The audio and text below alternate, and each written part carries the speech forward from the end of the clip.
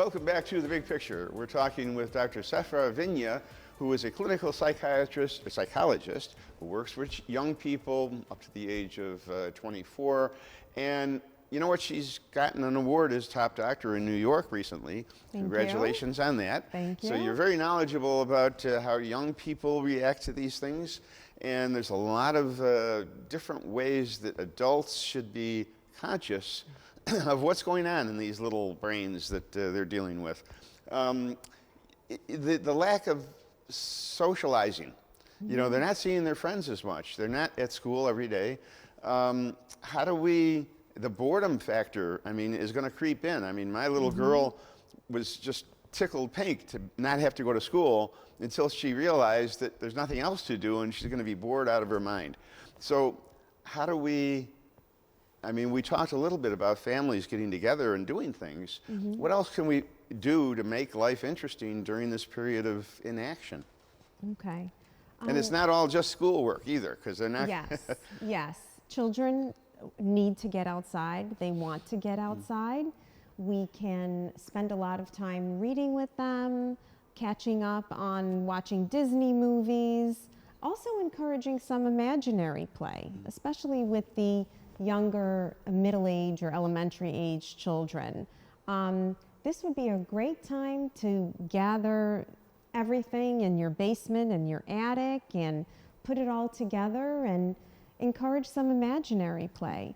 I know some children that basically want to try to have some fun with their parents and say, let's play family, let's play going on vacation, let's play going to the doctor, and basically assembling all of their toys in such a way that they can interact and pretend to play with their families. You know, it's an unusual time in that normally you don't have this kind of an interruption in life where things come to a standstill, both for families and for children.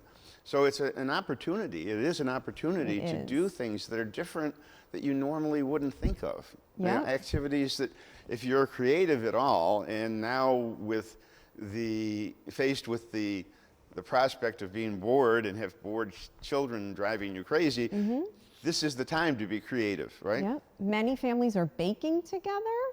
They're playing Uno and Monopoly, and they're doing things that they haven't done in years because of the cell phone era.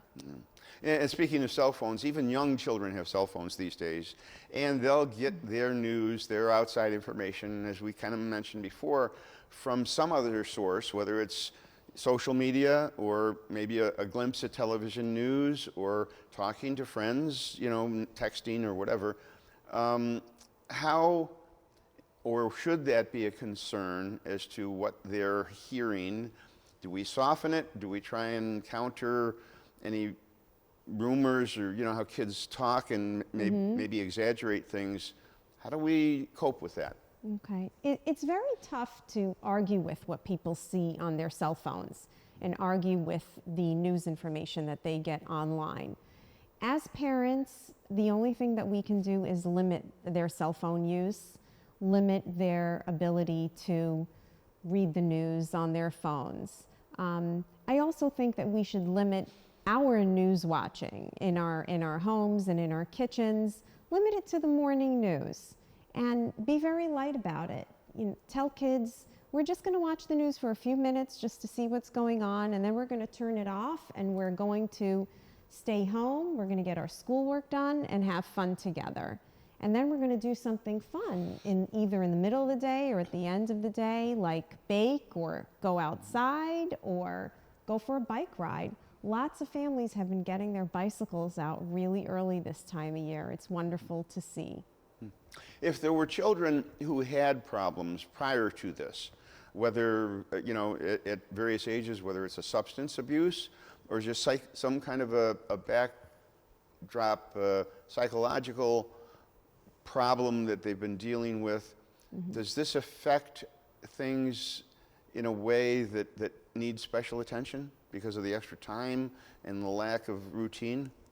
Most young people are not going to further go into crisis with the news of this virus. Most young people have gone home. where they're able to live at home, get a little more sleep, eat a little better, and they're actually functioning a little better. What I'm seeing right now in my office, based on the number of phone calls that are coming through, is that the college-age kids and high schoolers who generally come to me with lots of substance abuse problems or social problems or even self-harm behaviors, some of that is actually decreasing right now because they have gone home and they're not involved in all of their daily pressures that they definitely have from school and socially with their peers. Interesting. Well, this can go on either for a long time, or if somebody comes out with a vaccine shortly, maybe it will be over quickly. And we don't quite know where this is going. If it goes on for a lengthy period, how are things going to evolve with children? Are we going to have to change the way we view making their lives normal? I think that most activities will resume once we are able to limit the amount of people who've contracted the virus. I think that the wave here is going to be similar to what's happened overseas. So children, and again, very clearly in very simple words, I think that they can be told that we may be looking at 45 days of this pandemic, of being home and basically going outdoors and watching TV for fun and enjoying family time, and then we will be able to resume a normal life. Well, you've been practicing for 20 years, and this is, I think, probably safely to say, this is a situation that's never really cropped up in the past. It hasn't. Like this. It hasn't. As a practicing clinical psychologist, how is it affecting you in the way you deal with your practice and with the people who come in? Have you had to change the way you are approaching things? Okay. Well, I instill a lot of hope into my clients. I do. I help them see the light at the end of the tunnel, and I help them strive to new beginnings, and I also help them set goals for themselves. I believe that is part of my job, to help children and young adults become hopeful. I am not fearful of what this is going to do for children. Long ago, I did start practicing during 9/11. Myself and my colleagues survived 9/11. We treated children who had parents who died at 9/11. My practice started in New York City. And people survived. People survived, and time heals everything. So as we continue on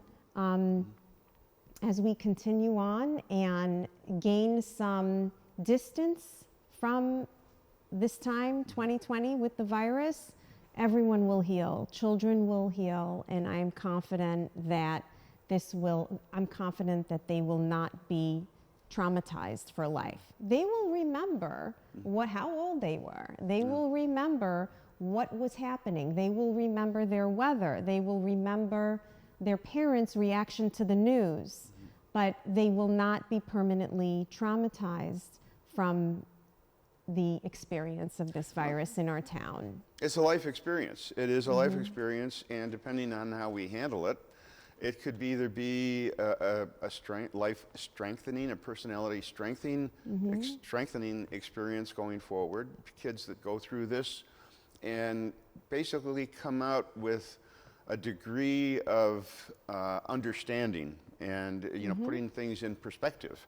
That like you say, life goes on. I mean, it's something to be concerned with, but it's not something to be overly afraid of. It's not. And that's the way we put it to children, I assume. It's not. And we should limit their viewing of the news to, like I said, the morning news or the evening news once a day. parents feel the need to watch it, but we should not have the news running all day in our kitchens or in our family room. I'm all for that. That does not I mean, help. watch WBBZ because we're comfort programming. We got good storytelling, and kids should watch us. That's good. Yes. Well, it's been a pleasure discussing this. Dr. Vigna is practicing with Linwood Psychotherapy Associates here in Buffalo, and she's been a wealth of knowledge. I want to thank her for being my guest on this big picture. You know, this is your program. Feel free to give us feedback, suggest topics. We love serving the community. So I want to thank you for watching The Big Picture. I want to thank you, as always, for watching WBBZ-TV. And we'll see you next time. Thanks.